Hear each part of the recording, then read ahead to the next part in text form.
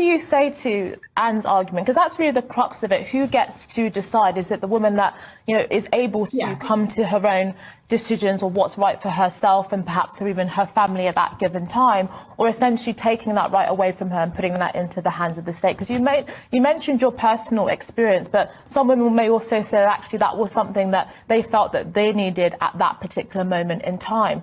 What do you make of that argument? Who really gets to decide that, or who should decide that? Well, first of all, I think the most important thing is not, you know, the rights of the woman, absolutely, but human right is the most important fundamental right that we have. And the most important right as a human is to have the right to life. And when we take that life away, no other life exists. And Anne Furedi, you're so right. We all have regrets. I regret colouring my hair. I regret cutting my hair, different styles. I regret men I've been out with. But I shouldn't be sat here today regretting killing the two children and my only children that I would have had. I shouldn't sit here regretting that Paul and Jude don't exist. Rachel, that's beyond what I should have. Yeah, Rachel, do you make any distinction in the case of extreme or severe fetal abnormalities, or do you just have the right to life in all circumstances, regardless of whether or not they have abnormalities or whether or not it's at the start of conception or at different times in the pregnancy? Do you make any distinction at all? Well, I distinguish between that everybody is human within that, whether you're going to live a day, whether you're going to live an hour, or if you're going to live 90 years. My dad was schizophrenic. He had severe mental health. He had the right to life. I was abused as a child. I still had the right to life.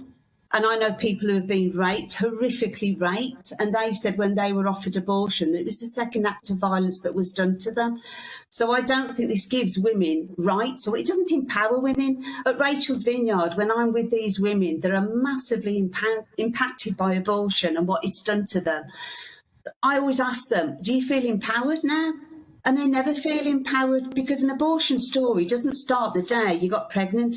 It starts from your upbringing and what went on there.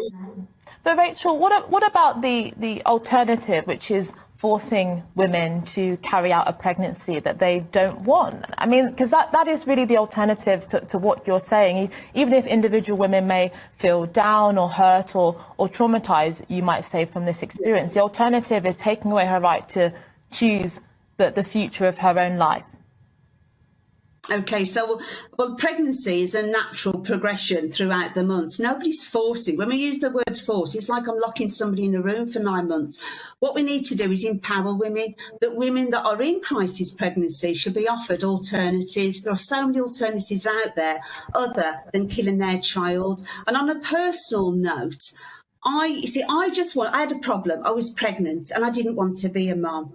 But what abortion did is it didn't prevent me from being a mum. It just made me a mum to dead children. And that's all we're doing. And it doesn't matter, whatever the circumstances were around my abortions, my children should be here. And I don't have the right to have made that decision.